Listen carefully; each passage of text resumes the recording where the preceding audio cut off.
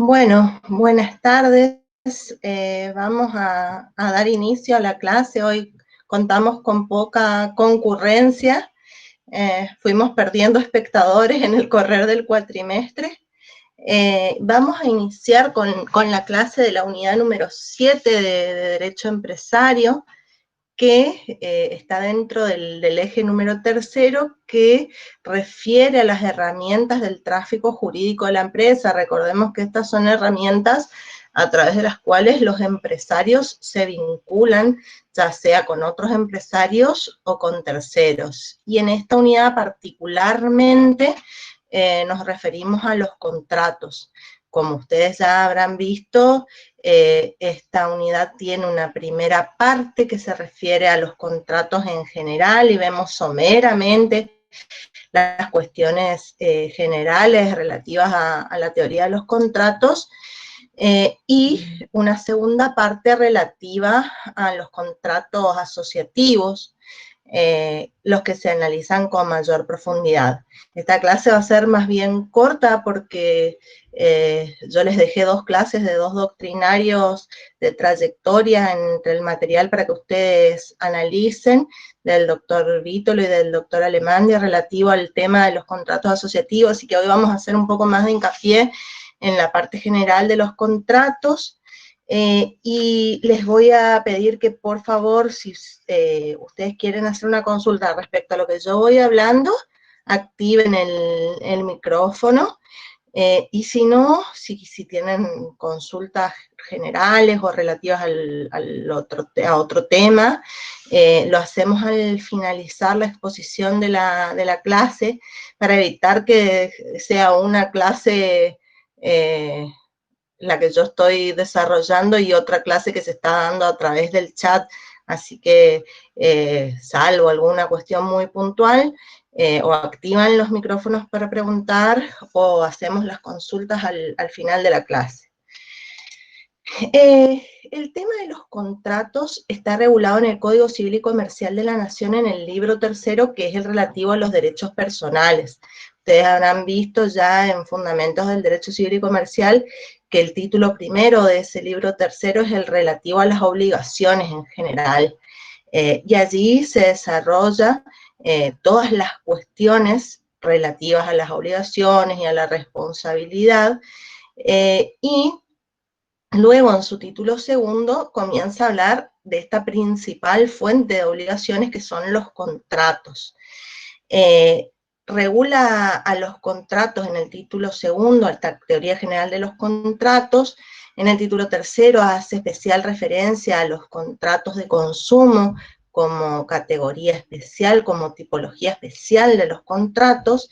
Y en el título cuarto regula los contratos en particular, dividiéndolos por capítulos. En el capítulo 16 están regulados los contratos asociativos, que son los que nosotros analizamos. El código define a los contratos en el artículo 957, que dice que contrato es el acto jurídico mediante el cual dos o más partes manifiestan su consentimiento para crear, regular, modificar, transferir o extinguir relaciones jurídicas patrimoniales. Esta consecuencia del nuevo concepto de contrato en el Código Civil y Comercial es muy importante, ya que el legislador encuadra el contrato dentro del concepto de acto jurídico, y como tal se le aplican al contrato todas las disposiciones relativas al acto jurídico, particularizándolas para regular y reglamentar este acto jurídico en particular, que es el contrato. Es decir, que el contrato va a ser un acto, una conducta humana, voluntaria, lícita, que tiene como finalidad inmediata crear, regular, modificar, transferir o extinguir, y ya no relaciones o situaciones jurídicas, sino que relaciones jurídicas, es decir, vínculos de derecho entre dos o más partes, que tienen contenido patrimonial. Fíjense que acá no hablamos dos o más personas, sino que hablamos de dos o más partes, es decir, dos o más centros de interés. porque una parte en un contrato puede estar compuesta por más de una persona, o ambas partes en un contrato pueden estar constituidas por más de una persona.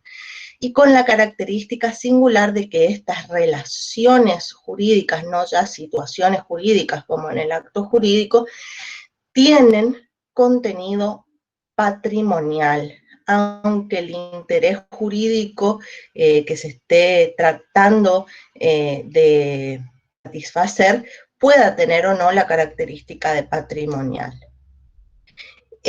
Los contratos en el código están gobernados por algunos principios básicos que los rigen. Uno de ellos es el de libertad de contratación, que está muy relacionado con el principio de autonomía de la voluntad, por el cual todos podemos contratar cuando querramos, como querramos y con quien querramos, siempre que no nos topemos con el límite del orden público, ¿no es cierto? El orden público regulado en el artículo 9 del Código Civil y Comercial como uno de los principios generales para el ejercicio de los derechos. Entonces nosotros vamos a poder hacer absolutamente todo lo que querramos y disponer como querramos de nuestros derechos, siempre que esa libertad no se tope con una norma imperativa que haga al orden público, porque allí ya empiezan a jugar otros intereses distintos a los intereses particulares de estas partes que contratan o que se vinculan a través de un contrato. El efecto de los contratos va a ser vinculante. ¿Qué quiere decir esto? Que el contrato es obligatorio para quienes fueron parte de él. Y va a ser obligatorio para quienes fueron parte de este contrato, como decía Vélez Sarsfield en el Código Civil que teníamos en vigencia, como si fuera la ley misma. Una vez que se forma el consentimiento a través de la oferta y la aceptación, las partes deben cumplir con lo que se comprometieron con la palabra empeñada como si fuese la ley misma.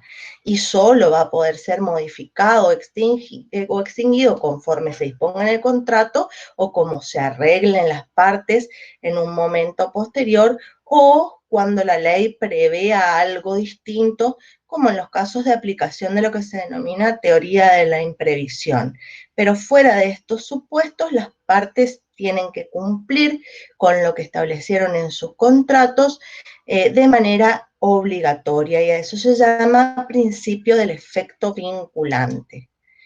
Otro principio general de los contratos y de todos los actos jurídicos y principio general de todo el derecho privado para el ejercicio de los derechos privados es el principio de buena fe.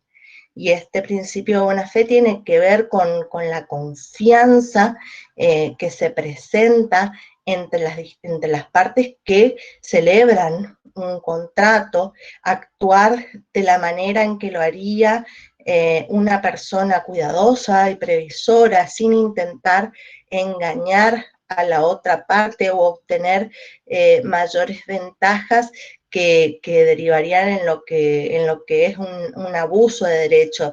Este principio de buena fe se ve muy patentizado en el tema de los contratos y es un ámbito en el que tiene mucha aplicación, sobre todo cuando las partes en el contrato no tienen la misma fuerza de negociación. Como vamos a ver más adelante, hay contratos en que las partes realmente son pares y hay contratos en los cuales las partes no tienen el mismo poder de negociación o porque una contenido del contrato o porque la otra ya es un débil estructural y no tiene los conocimientos, no tiene la posibilidad de tomar las decisiones o no tiene el poder económico. Entonces, este principio de buena fe se hace más patente en esos contratos en los cuales las partes no tienen un mismo poder de negociación.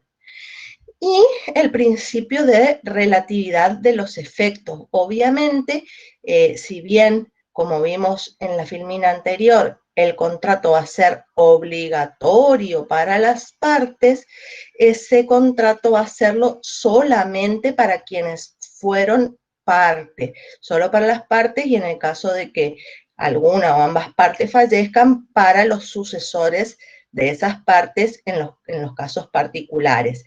Y respecto de los terceros, excepto los casos previstos expresamente en la ley, no surten efecto los contratos. Entonces, el principio general es que los contratos son obligatorios para las partes contratantes, para quienes expresaron su consentimiento, regulando esta creación, modificación, transmisión o extinción de relaciones jurídicas de carácter patrimonial. Ahora, el hecho de que nosotros tengamos a los contratos definidos como actos jurídicos hace que muchas de las nociones que nosotros hemos visto ya, incluso en la materia anterior, en Fundamentos de Derecho Civil y Comercial, respecto de los actos jurídicos, se repliquen o se regulen de manera específica para los contratos que no son más que una especie dentro del género acto jurídico. Entonces, el contrato como acto jurídico va a tener ciertos elementos, algunos elementos esenciales, es decir, sin los cuales no existe el contrato, y otros elementos que pueden o no estar en el contrato de que se trate, al igual que el género acto jurídico. Recordemos entonces que los elementos esenciales de los actos jurídicos, y en este caso particular de los contratos, son los sujetos, el objeto y la causa. Y al ser un acto voluntario, es decir, desarrollado, realizado con discernimiento, intención y voluntad, debe manifestarse a través de una forma destinada a probar la existencia del contrato y ese efecto obligatorio para las partes. Los sujetos en este contrato dijimos que se llaman partes, son centros de imputación, centros de derechos y obligaciones, partes que deben ser capaces para contratar aplicándose toda la teoría respecto a la capacidad de las personas humanas y de las personas jurídicas que jugaba también aquí dentro de los actos jurídicos y en el contrato en particular, estos sujetos forman parte del contrato a través de la prestación de su consentimiento. ¿Qué es el consentimiento? El consentimiento se forma a través de una oferta que realiza una de las partes y la otra parte realiza la aceptación, es decir, que va a haber consentimiento cuando se produzca la oferta y la aceptación. El consentimiento queda cerrado, queda sellado con la aceptación de la oferta. ¿Qué pasa si esa oferta no es aceptada tal como fue propuesta por el oferente, por el aceptante? Se entiende que el aceptante está haciendo una nueva oferta, entonces el que era aceptante se transforma en oferente y el que era oferente se transforma en aceptante. Si este primer sujeto está de acuerdo, entonces se cierra el consentimiento con oferta y aceptación. El objeto de los contratos puede ser un hecho, puede ser una cosa, un bien, puede ser la prestación de un servicio, con la particularidad, y se tienen que cumplir todos esos requisitos que establecía el Código Civil y Comercial para el objeto de los actos jurídicos, es decir, debe ser lícito, posible, etcétera, etcétera, etcétera, con la particularidad de que el objeto de los contratos tiene que tener un contenido económico. Fíjense que el artículo 1004 del Código Civil y Comercial, respecto a las características que debe tener el objeto, replica lo establecido para el objeto de los actos jurídicos. Nada más que se le agrega la característica de que el objeto de los contratos tiene que tener un contenido económico. Y en cuanto a la causa, acá nosotros cuando hablamos de causa de los contratos, al igual que la causa de los actos jurídicos, nos estamos refiriendo a la causa fin, es decir, los motivos que tuvieron en vista las partes para realizar el contrato, y acá va a haber una causa objetiva que va a ser una causa que está presente en todos los contratos de la misma especie, del tipo particular de contrato de que se trate. Por ejemplo, si hablamos de un contrato de compra-venta, la causa va a ser obtener una cosa obtener la propiedad de una cosa mediante un precio, y eso va a ser siempre así en todo contrato de compra-venta. Ahora, hay también una noción de causa que es subjetiva, y esto tiene que ver con los motivos que tuvieron las partes y que fueron expresados a través de una determinada forma para la celebración del contrato. Entonces, motivo, por ejemplo, es una compraventa de un vestido de novia para mi casamiento. Y si eso yo lo expreso, el plazo de entrega, por ejemplo, se convierte en un elemento esencial. A mí no me sirve que me entreguen el vestido de novia el día después del casamiento, porque yo manifesté esta causa subjetiva, estos motivos de contenido extrapatrimonial, en este caso pueden tener contenido patrimonial como extrapatrimonial, que me llevaron a mí a la realización del contrato. Y luego estos elementos de forma que pueden o no estar establecidos de acuerdo a cuál sea el contrato en particular al cual nos hacemos referencia. Forma en un sentido amplio como la manera en que se expresa la voluntad, que se manifiesta la voluntad, o en un sentido restringido como formalidad, es decir, como el conjunto de prescripciones y solemnidades que establece la ley para que un contrato sea válido o pueda ser probado. ¿Y para qué nos sirve la prueba? Para demostrar la existencia de todos estos elementos en el contrato. Y también puede tener estos elementos accidentales, condición, plazo y cargo. Condición, esto es supeditar la existencia o la extinción de los derechos habidos por el contrato al acaecimiento de un hecho futuro incierto.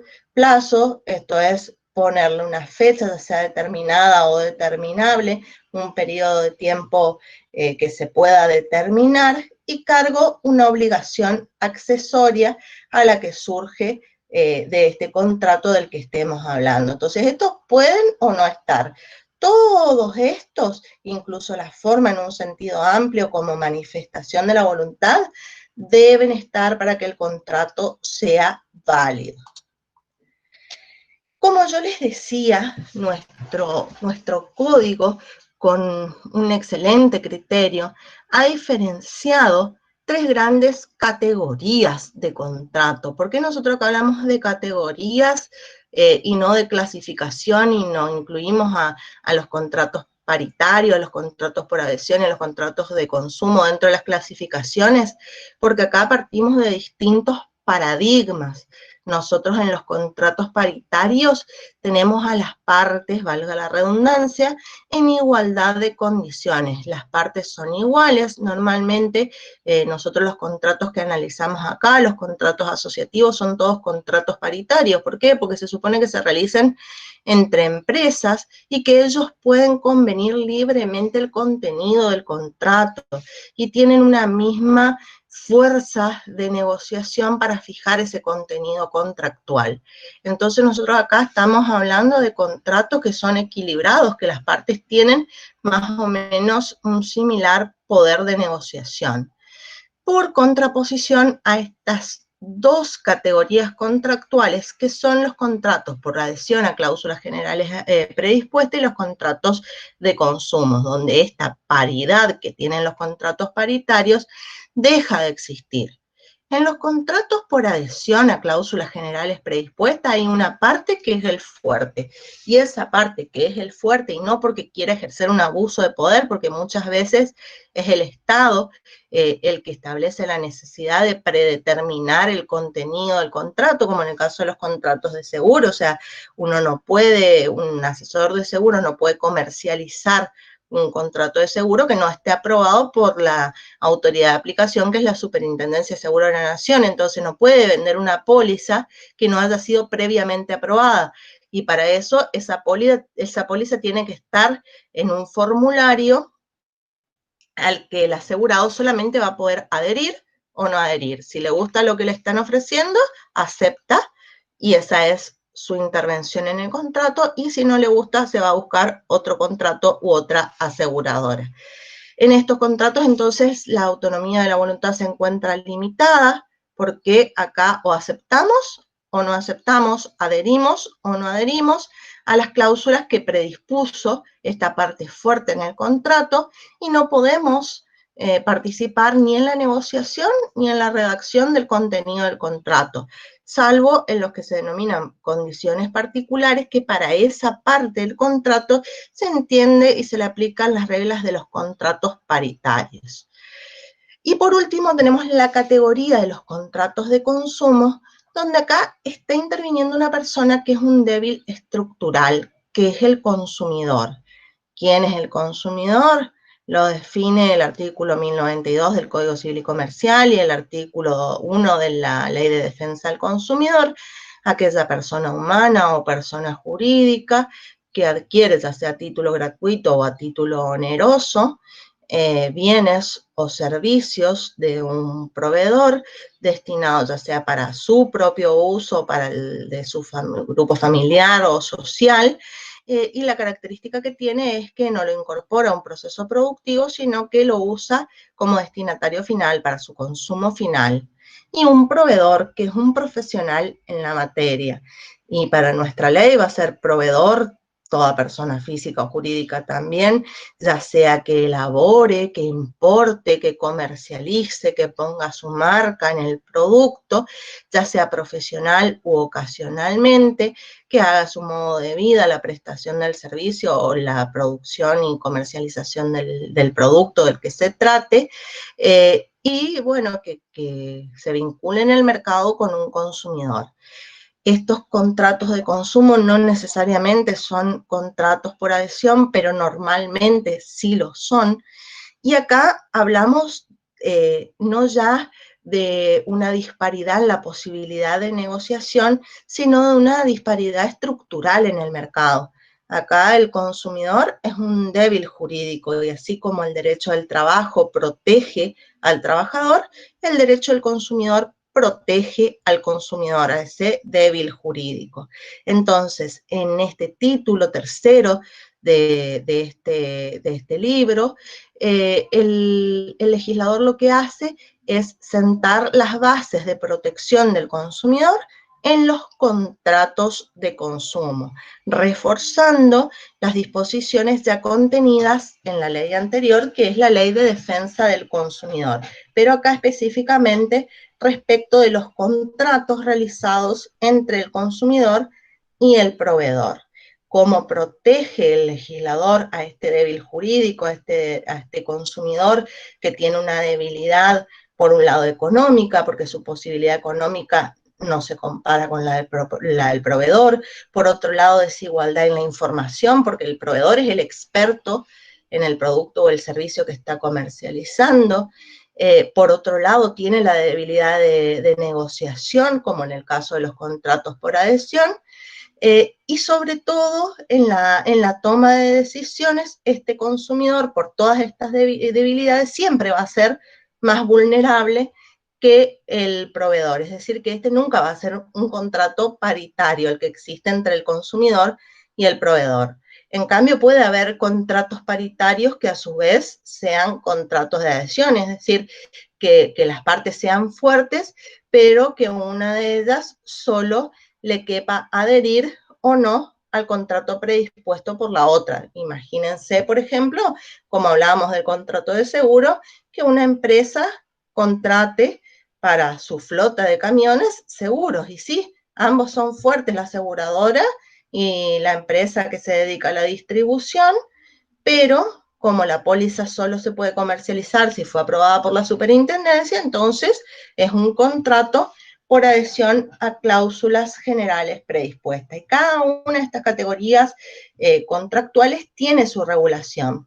Cuando Vélez Sarsfield dictó el Código Civil en el siglo XIX, solamente pensó en los contratos paritarios, porque no se pensaba en esto de la contratación en masa, la producción en masa, etcétera, etcétera. Y conforme fue evolucionando el mercado a través de la historia, fue necesario que se vayan regulando en particular y sobre todo la protección del débil jurídico, como en este caso es el consumidor. Luego tenemos la clasificación, sí, de los contratos. Acá ya estamos hablando clasificaciones que se le pueden aplicar a todos los contratos. Hemos visto que va a haber contratos que pueden ser unilaterales, bilaterales o plurilaterales, dependiendo de quiénes sean las partes que tienen en su cabeza obligaciones. Hay contratos como el contrato de donación, por ejemplo, en el que una sola de las partes va a tener obligaciones. Hay otros contratos que están realizados entre dos partes y que ambas partes van a tener obligaciones a su cargo. Por ejemplo, el contrato de compra-venta, una parte entrega el precio, la otra parte entrega la cosa, es decir, que hay dos partes. Y contratos como el contrato que nosotros analizamos ya con mayor intensidad, el contrato de sociedad, que supone que puede haber más de dos partes, y cada una con sus propios intereses, pero con una finalidad común. Y es lo que puede ocurrir acá también en los contratos asociativos que estudiamos en esta unidad temática. Entonces, el hecho de que un contrato sea unilateral, bilateral o plurilateral no implica solamente que haya una, dos o muchas partes, sino que sobre cabeza de quién van a pesar las obligaciones que se asumen en el contrato. En los contratos unilaterales, las obligaciones van a recaer sobre solo una de las partes. En los contratos bilaterales va a haber dos partes con obligaciones. Y en los contratos plurilaterales va a haber varias partes. Muchas de ellas van a tener obligaciones que pueden ser ya sea contrapuestas o yuxtapuestas con una finalidad que va a ser común. Los contratos también pueden ser onerosos o gratuitos y no dependiendo ya de la existencia de una o más obligaciones, sino de las ventajas que van a tener esas obligaciones para una u otra parte. En los contratos onerosos, entonces, las ventajas que surjan de los contratos van a recaer sobre ambas partes. Y en los contratos gratuitos, solo una de las partes va a recibir ventajas derivadas del cumplimiento de la otra parte. Ejemplo de contrato gratuito, nuevamente el contrato de donaciones, el caso típico de contrato gratuito, o cuando el depósito en el que una de las partes se compromete a custodiar una cosa, la otra parte simplemente la entrega. Contratos onerosos, la permuta, la compraventa, el contrato de locación de cosas, la prestación de servicios, todo esto son contratos onerosos.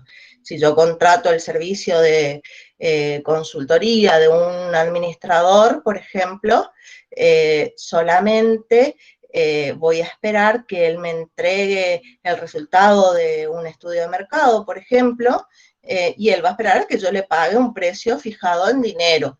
Acá hay ventajas, que una ventaja está relacionada íntimamente con la ventaja que me procura la otra parte.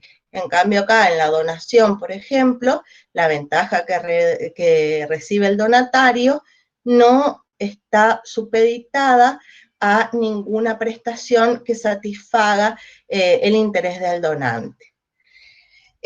Los contratos también, según el código, pueden ser nominados o innominados. Esto nominado quiere decir que tienen un nombre en el código, y teniendo un nombre, estando dentro de ese título cuarto, los contratos no solamente van a tener el nombre, porque esto no sería lo importante, sino que van a estar regulados, es decir, que son contratos típicos.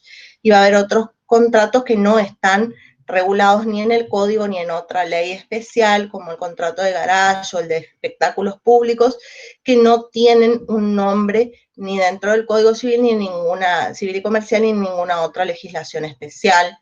Los contratos también pueden ser conmutativos o aleatorios. En los contratos conmutativos, las partes saben de antemano cuáles van a ser las prestaciones que van a tener que realizar cada una, y son más o menos equivalentes las ventajas entre una prestación y la otra. En los aleatorios, al menos la prestación de una de las partes depende del acaecimiento de un hecho futuro e incierto, caso típico del contrato de seguro. O sea, la prestación de una parte, que es el asegurado, pagar la prima normalmente todos los meses y sabe cuánto es lo que va a tener que pagar.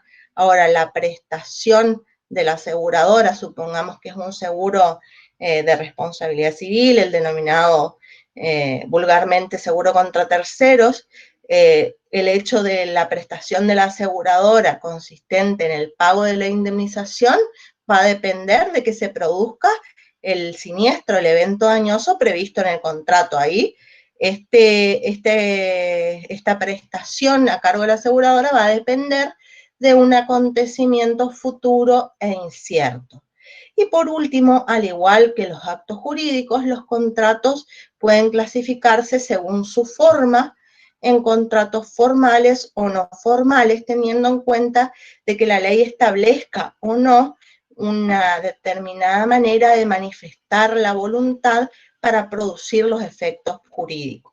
Y va a haber contratos no formales en los que no se necesita una forma de sentido estricto, si bien en todos tiene que haber manifestación de voluntad, la ley no les establece a los contratos no formales ninguna formalidad especial para manifestarla, y los contratos formales son aquellos a los cuales la ley le establece las distintas solemnidades que van a tener que cumplir para que esa manifestación de voluntad selle el consentimiento y el contrato sea válido. Ahora, estos contratos pueden ser formales a los fines probatorios, es decir, que el contrato va a ser válido, pero si de ese contrato surgen problemas y hay que dirimirlo judicialmente, se necesita una determinada forma para poder probarla en el juicio, ya que de otra manera sería muy difícil que exista prueba. Por ejemplo, en el contrato de locación, imagínense ustedes que están alquilando un inmueble,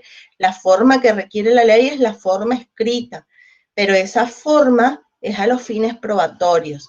Y si se presenta un problema en el contrato de alquiler que se judicializa, ese contrato puede ser probado de alguna otra manera, siempre que haya habido o principio de prueba por escrito o que el contrato se haya comenzado a ejecutar, es decir, que una parte está habitando el inmueble alquilado y la otra parte le transfirió la posesión, la tenencia de ese inmueble. Entonces se puede probar de esa manera la existencia del contrato, aunque se requiera la forma escrita. Y va a haber otros contratos que son formales solemnes, en los que sí ya se requiere la forma para que exista y para que sea válido ese contrato, pudiendo ser solemnes de solemnidad absoluta. Esto sí, ya si no se cumple con la forma, no existe, no surte sus efectos y es nulo el contrato. Caso de la donación sobre inmuebles, por ejemplo, solo puede realizarse por escritura pública, o de solemnidad relativa, en que si no se cumple con la forma establecida por la ley, se entienden que las partes no han realizado el contrato que quieren realizar, sino que se han comprometido a otorgar la forma requerida por la ley. Caso de compraventa de inmuebles, que debe ser hecha por escritura pública, pero es muy normal hacerlo a través de lo que se denomina boleto de compraventa, que es un instrumento privado, en el que se entiende que el vendedor se compromete a otorgar la escritura pública, y de no hacerlo, de judicializarse y de negarse a hacerlo, puede el juez suplir esta formalidad y escriturar como si lo hiciera el vendedor del inmueble. Sandra, en el haciendo una pregunta respecto a los contratos bilaterales del trabajo práctico. Si me recuerdan a qué se refiere. Copiaron la pregunta, que es: un contrato es bilateral cuando las partes asumen prestaciones recíprocas, de modo que se promete una prestación para percibir otra como contraprestación más o menos aproximada a la del primero que se comprometió, y era una selección de verdadero o falso. Pero esa es la definición de contrato oneroso, no de contrato bilateral. Fíjense que el contrato bilateral es cuando hay prestación de una parte y prestación de la otra parte, pero el tema de la equivalencia de las prestaciones tiene que ver con la onerosidad del contrato. Perdón que me voy a la filmina anterior. Cuando el contrato es oneroso, una parte entrega una prestación en vista del beneficio que le va a entregar la otra parte. Acá en el contrato bilateral hay obligaciones de ambas partes independientemente de que esas obligaciones sean equivalentes. Puede ser que una de las obligaciones de las partes sea mucho más gravosa que la obligación que asumió la otra parte. No sé si queda claro en ese caso era contrato oneroso. Sí, profe, yo fui la que pregunté y se entiende. Está perfecto. Ahí está. Tiene que ver con eso de la equivalencia de las prestaciones. Si bien los contratos onerosos van a ser siempre bilaterales, puede haber contratos bilaterales en los que una de las obligaciones sea desproporcionadamente más gravosa o más beneficiosa respecto de la otra parte. Y otra distinción importante acá, ya para pasar a los contratos asociativos, es la distinción entre los contratos de cambio y los contratos de colaboración. Esta clasificación que tiene que ver el contenido económico, social del contrato. En los contratos de cambio se intercambia una prestación por otra, pensemos en la compra-venta, se intercambia el precio por una cosa, pero la finalidad de las partes es absolutamente contrapuesta. La parte vendedora va a querer obtener el mayor precio y la parte compradora va a querer obtener el menor cosa que es objeto de ese contrato. Cuando una de las partes gana más, la otra parte pierde más, es lo que se denominan negocios de suma cero. En cambio, los negocios, los contratos de colaboración son negocios de ganar-ganar, se vuelve un resultado de ganar-ganar. ¿Por qué? Porque ambas partes persiguen la misma finalidad. Una parte quiere que a la otra le vaya bien, porque de esa manera crece el negocio en general.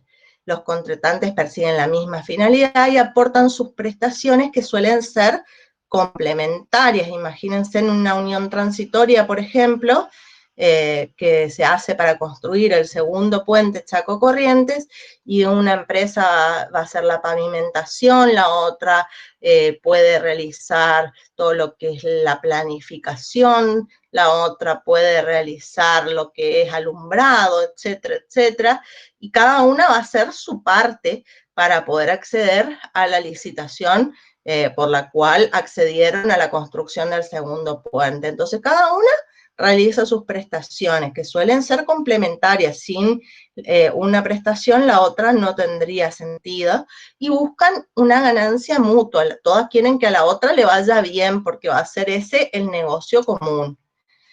Evidentemente, estos contratos se parecen mucho a las sociedades, tanto que antes, a la entrada en vigencia del Código Civil y Comercial, estos contratos estaban regulados en la ley de sociedades comerciales, no en su texto originario, sino por la reforma de la ley 22.903.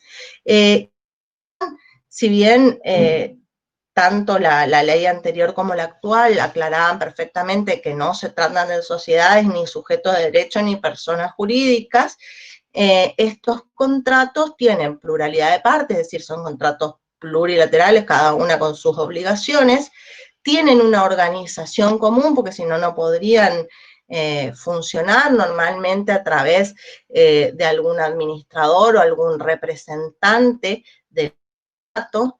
Tienen un determinado objeto que se parece de alguna manera a un objeto social, tienen un plazo de duración diferente según el tipo de contrato asociativo del que se trate, tienen un nombre propio, tienen un domicilio especial para realizar todas las notificaciones derivadas de ese contrato, participan en actividades comunes y, si así lo hacen, comparten los resultados que generen esas actividades, sobre todo en aquellos contratos que tienen actuación ante los terceros, y tienen un fondo común operativo.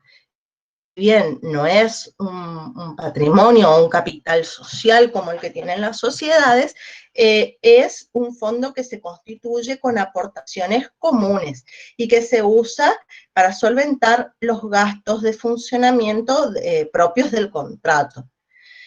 Ahora, ¿en qué se van a diferenciar estos contratos respecto a las sociedades? La principal diferencia que tienen es que las sociedades son personas jurídicas y estos contratos asociativos no son sujetos de derecho, no hay un sujeto que surja el contrato y se dan las relaciones como si fueran individuales entre las partes. Entonces, si hay un representante, este va a tener que tener mandato de todas y cada una de las partes del contrato asociativo. En cambio, en las sociedades las relaciones se van a establecer entre los socios y entre estos y la sociedad, pero surge un nuevo sujeto de derechos que funciona en el mundo jurídico y que puede adquirir derechos y contraer obligaciones. Por ello, en la sociedad, para explicar su funcionamiento y sobre todo su representación, rige la teoría del órgano. Se actúa el órgano de administración y representación, está actuando la sociedad misma, siempre dentro de los límites del artículo 58. En cambio acá, cada una de las partes tiene que otorgar mandato y rige las reglas del mandato y de la representación. Las sociedades tienen un capital social y un patrimonio que es propio. Acá si se forma un fondo común operativo, como les decía, esto no es un patrimonio diferenciado al patrimonio de sus miembros, sino que son aportaciones que se hacen para solventar los gastos de funcionamiento que tiene el contrato. En la sociedad los socios no ejercen el objeto social, que sí lo hace la sociedad como sujeto de derecho que es, a través de sus propios órganos. En cambio, acá en los contratos asociativos pueden existir actividades de lo más diversas prestadas por cada una de estas partes que conforman y que prestan su consentimiento en el contrato. No hay objeto social acá en los contratos constitutivos, sino que hay simplemente un conjunto de actividades empresarias y que a veces van a poder realizarlas en conjunto y en otros casos cada uno va a realizar su propia actividad. En el caso de las sociedades, las pérdidas y los beneficios se soportan y comparten en común de acuerdo a las reglas del tipo social y a las reglas de soportación de las pérdidas y participación de los beneficios que hayan establecido en el contrato constitutivo. En cambio acá, si de la actividad derivan pérdidas o ganancias para alguna de las partes en los contratos asociativos, no son compartidas de igual manera para cada una de las partes, ni lo son en relación a las aportaciones al Fondo Común Operativo, sino que esto se va a regular, depende del tipo de contrato asociativo de que se trate y del contrato en particular que hayan firmado, pero no se rigen por las reglas que tiene la Ley General de Sociedades para la participación en las ganancias, los beneficios y la soportación de las pérdidas. Acá las sociedades están sometidas al principio de la tipicidad, es decir, que las sociedades para ser regulares tienen que estar de acuerdo a alguno de los tipos previstos en el capítulo 2, y si no, serán sociedades de la sección. Y acá, en los contratos asociativos, la ley establece la libertad de configuración interna, incluso pueden dictarse o celebrarse, perdón, contratos asociativos distintos de los 4 que están regulados en el Código Civil y Comercial. Estos contratos asociativos regulados en el Código Civil y Comercial, y acá someramente, porque esto ya les dejé 2 clases para que vean y no los quiero aburrir con estos temas, son estos 4, los negocios en participación, en que hay un contratante gestor, que es el que se relaciona con los terceros para realizar una o más actividades determinadas, y por otro lado hay un partícipe que normalmente lo que hace es entregar capital para la realización de este negocio. Luego las agrupaciones de colaboración que tienen una finalidad mutualista, es una organización interna donde normalmente se juntan empresarios para facilitar adquisición de tecnología o para facilitar alguna parte interna del proceso productivo que comparten entre todos estos empresarios. Las uniones transitorias que se juntan para hacer lo que solo no podrían hacer, normalmente para licitar en licitaciones públicas, para participar en licitaciones públicas, entonces se juntan para prestar un determinado servicio, realizar una obra o un suministro determinado, y cuando terminan, por eso son transitorias, el contrato se extingue, y los consorcios de cooperación, que fueron los últimos en regularse antes de la sanción del Código Civil y Comercial, que habían sido ideados para que los pequeños y medianos empresarios agrícolas pudieran exportar, puedan llegar a la cuota de exportación, y luego, como funcionó este modelo de los consorcios de cooperación, se fue extendiendo a la más variada gama de actividades, y hoy por hoy lo utilizan sobre todo porque es algo muy parecido a una agrupación de colaboración, pero tiene la exteriorización ante los terceros, a una unión transitoria, pero que no es tan transitoria, porque si bien tiene un plazo determinado, no se le establece un plazo como el de las agrupaciones de colaboración, que es de 10 años, o terminada la prestación determinada, y pueden realizar actividades de la más variada índole. Esto entonces, en cuanto al desarrollo de los distintos temas que componen esta unidad, y quedo entonces a disposición para hacer las consultas que a ustedes les surjan respecto de los temas de esta unidad y de las anteriores, si quieren, teniendo en cuenta que nos queda una sola clase, y después ya viene la instancia de evaluación. Bien, ¿alguna pregunta? Hola, profe, buenas tardes. Buenas tardes. Perdón, bueno, yo quería hacer una consulta sobre el último punto de contratos asociativos. ¿Sí podría dar un ejemplo de cada uno de los 4 contratos? Porque algo que me pasó a mí personalmente fue que cuando me encontré con el caso, siento que tienen muchas similitudes unos con otros y no entiendo bien la finalidad de cada uno. Me costó distinguir cuál era. Bien. Yo le iba a preguntar lo mismo, profe, más que nada sobre uniones transitorias, que si puede dar unos ejemplos, porque entre 2 tipos de contrato me confunde y no me quedó claro mucho eso. Bien. El primero de los contratos, que es el negocio en participación, no van a tener mucha dificultad en diferenciarlo del resto porque es bastante distinto. Ahí hay una persona que aporta capital, aporta bienes y que permanece oculto porque no quiere aparecer en el negocio. Porque no quiero, porque simplemente quiere ser un inversionista, y quien va a realizar las actividades derivadas de ese negocio determinado va a ser el gestor. Entonces cada uno normalmente aporta capital, y el gestor es el que realiza el negocio, el que actúa, el que se compromete con los terceros, etcétera, etcétera. Por lo cual el partícipe va a tener la responsabilidad limitada a los bienes que ha aportado a ese contrato, y el gestor, como aparece solo ante los terceros, va a asumir una responsabilidad de tipo ilimitada.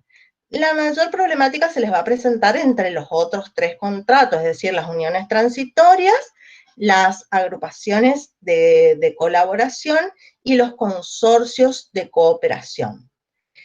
Respecto de los contratos de uniones transitorias, una de las características principales es esa, la transitoriedad. Normalmente se constituyen estos contratos para poder acceder a licitaciones públicas. ¿Por qué?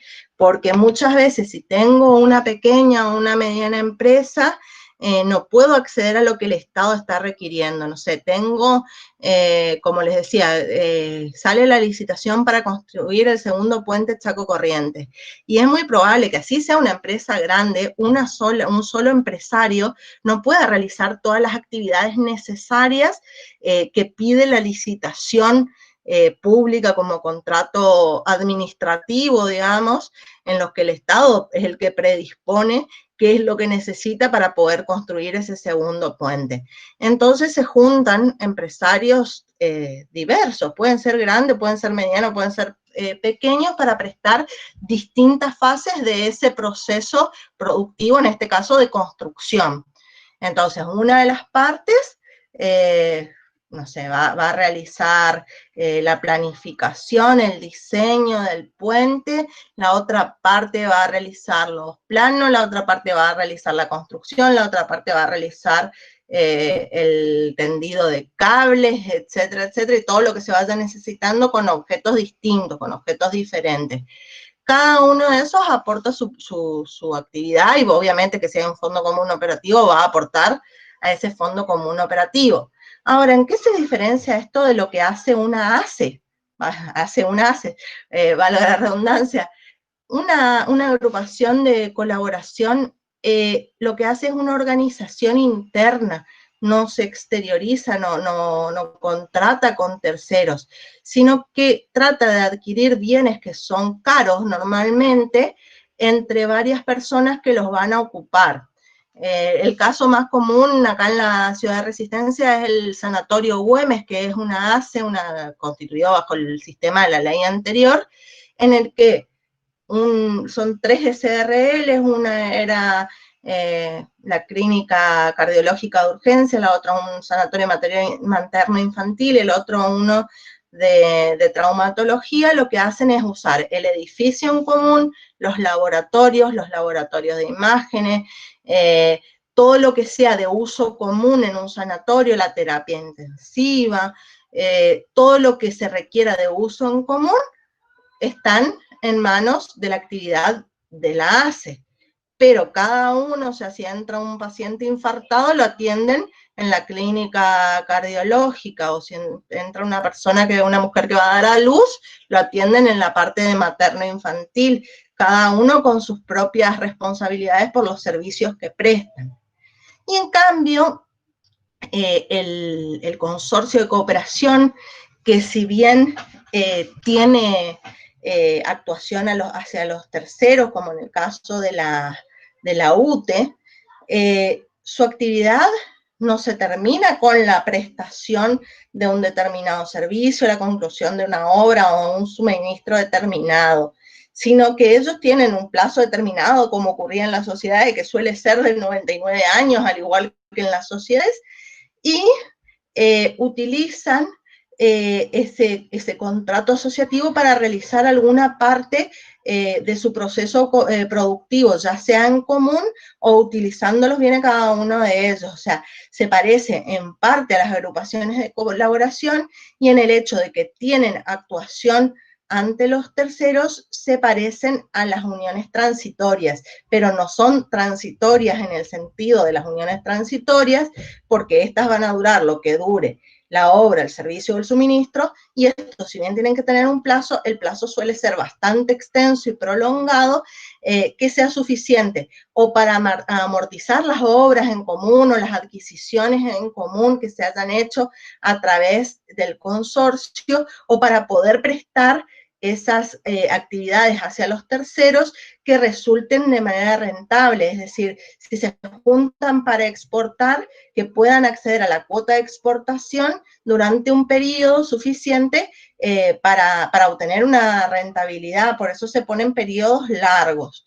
No sé si pude realizar la diferenciación, y por supuesto que después van a tener un montón de otras diferenciaciones específicas en cuanto a su duración, en cuanto a la responsabilidad de los miembros, en cómo actúa, si hay administración o hay representación, y esto va a tener que ver si hay actuación ante terceros o no hay actuación ante terceros. Todo eso lo tienen en el cuadro comparativo de los distintos contratos asociativos, que yo también les subí al aula virtual, pero las principales diferencias son estas, y teniendo en cuenta marcados esas finalidades, ¿no es cierto? Las agrupaciones de colaboración normalmente para compartir una tecnología o determinados bienes que, si no se juntan, sería muy dificultoso comprarlo para uno solo de los empresarios, o que a lo mejor uno de los empresarios solo los utiliza en un periodo del año y en el resto del año no los utiliza y queda ociosa esa tecnología, lo podría usar en conjunto con otro empresario. las uniones transitorias para prestar servicios a terceros, pero servicio determinado, termino la obra, termino el servicio, termino el suministro, se termina el contrato, y es normalmente lo que ocurre en las licitaciones. Y los consorcios de cooperación que tienen actuación ante terceros y pueden compartir bienes o pueden realizar una actividad común que para poder llevarlas hacia terceros necesitan un cierto volumen, como en el caso de las exportaciones. No sé si aclaré las dudas. Profe, entonces una concesión de X lugar sería un consorcio de cooperación.